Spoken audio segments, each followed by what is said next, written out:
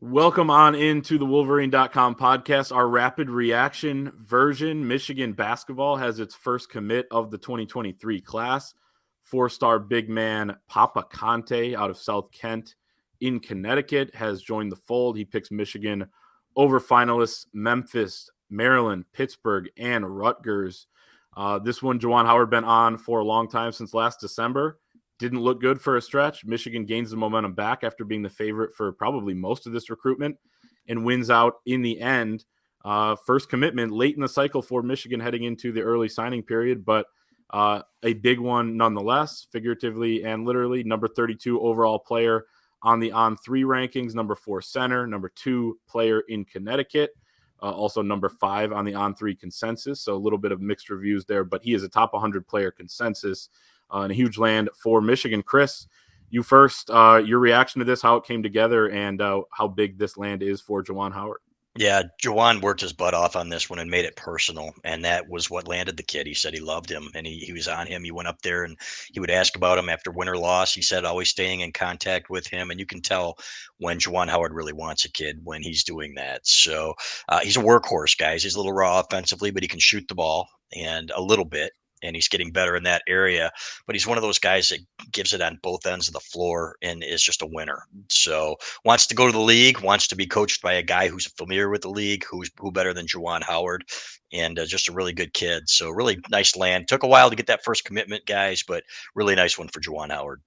Anthony, when you look at the roster, two bigs really on the roster with Hunter Dickinson and then Terrace Reed behind him. But there's kind of a desperate need in this class to get that. There's desperate needs to get some other things. But when you look at the future of the center position, it looks pretty bright.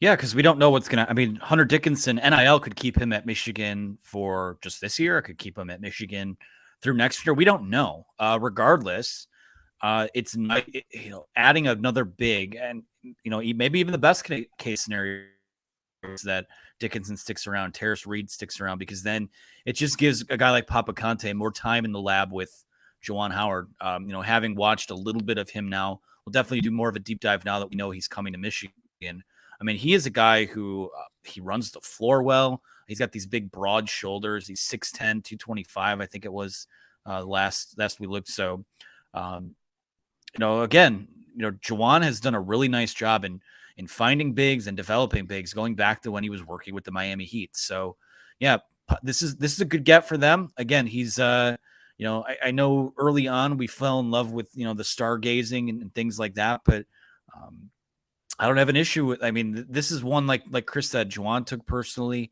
This is one that Michigan was in a fight. Was in a fight here for him. And On3, our own grades have him as our own rankings have him as a top 30, top 40 guy. So, yeah, I like the addition. It feels similar to a couple of recruiting classes ago where Juwan didn't have a commit until mid-October. About this time, I think it was his first full recruiting class, and then kind of the ball got rolling after that. So still a couple spots to fill, but in terms of what Papa brings, I mean, this is it's a good get. And I actually think the longer it takes for him to be a factor, the better it is for his development. But this is a good player that they are bringing in. Yeah, he's still relatively new to basketball. I believe started playing about 4 years ago, came to America from Senegal. So something to watch there, of course. I talked to his coach over at South Kent, Rafael Chilius, who also just has a great name. He was a chill dude as well, super nice guy. He coached 14 years in college, was most recently at ECU, has seen a lot of good big man play, and he was saying this is the best defensive big at hedging ball screens in the country. And I said, man, Juwan probably like that. And he said, well, let me tell you a story. The first time Juwan came out and saw him, December 15th, 2021, he was not there to see Papa Kante, but in the first half of their game against Brewster Academy, another elite school, Juwan was watching some recruits from them. He said Papa had a possession where he hedged about 4 ball screens, was all the way out at half court, was able to come back in, have the athleticism to make the play at the rim. And he said Papa got in foul trouble that game. He has a rule, 2 fouls, you're done for the half. But he was so cheerful on the bench, cheering on his guys. Juwan stopped Coach Chilius at halftime and said, I need to talk to you after the game. They talk about Papa. He gets the offer a few days later. The rest was history. And Juwan told him, you're my guy. I'm going to be recruiting you. I'm your primary recruiter. That's not something you always get out of a head coach. And Papa, as Chris, you mentioned, you guys both talked about the development between, Juwan Howard taking these bigs under his wing. We see him at some of the shoot-arounds, the open practices of he's got the pad. He's the guy under the hoop. I think that's something that really appealed to Papa Kante as the YouTube viewers see some of his highlights up on the screen as well. So that's huge. You guys mentioned the, defense is really good right now. Offense, his coach says he's a little more of a face-up guy right now as opposed to a back to the basket, but he can also stretch the floor. So he's not necessarily going to be Hunter Dickinson, and they don't want him to be. He's going to bring his own style, and I think it's going to be big. I think they'll stretch the floor probably more than they ever have under Juwan Howard once he's the main guy. But as Anthony, you mentioned, there's a few years away. 2023 class now, one down.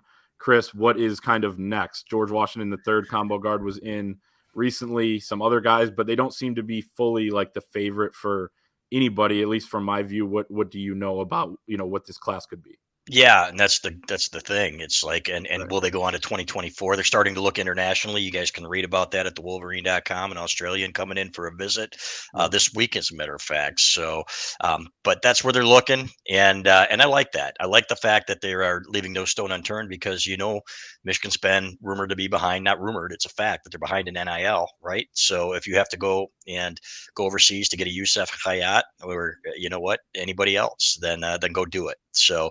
I would love to see him get Isaiah Collier. That's not going to happen. He's going to go to USC, and that's probably going to be announced, I think, November 16th, they said. So, but I like the guards that they have. I think Doug's a 4-year guy, Doug McDaniel, and I think he's going to be really good. So he's going to have a Xavier Simpson type impact on this program. And if that's the case, then you're going to be just fine. If he can be Xavier Simpson, you're going to be fine at guard. Yeah, you will take that. And a little bit better shooter, too, than Xavier, I think. I think so. I think he can get there. No, you're right. Anything else, Anthony, on the basketball roster, kind of where things are headed? No, I mean, I think once you have the first, you have Papa in the class now you can kind of take a deep breath, reset, because they had kind of been all in on him over the last, however long it's been since things kind of picked back up with him in Michigan. Rutgers, I mean, they were in a battle with Rutgers for a bit, but you look at what comes next. I mean, right now they have one scholarship open, including Papa. So we'll see what happens with Hunter Dickinson. Maybe 2 open up. Maybe, there are always transfers and things like that. I think we probably, if I had, just gut feel, probably looking at maybe an international guy and then someone through the transfer portal to finish things out here, just in terms of what the scholarship chart looks like. But no, good player. I think there's gonna not quite as raw as like a Moussa Diabate was, but I think will probably take a little bit longer to make an impact at Michigan. So good get. Nice job by Juwan and the staff to close this one out, and we'll see what happens next. Now win games on the court and see who re-engages, so to speak. You mentioned Rutgers being a possibility for him. I kind of do picture him almost at Rutgers with the way he plays, switching stuff, athletic big, but obviously also a fit at Michigan. Wolverines excited to have him. Again, 4-star big man Papa Kante commits to the Maize and Blue, number 32 overall player on 3. So keep it locked at thewolverine.com for more coverage of this commitment and Michigan basketball recruiting, Michigan football, Michigan hoops, all of that over at thewolverine.com. $10 gets you all the way until next football season, August 31st. So go and do that right now, and we'll see everyone next time.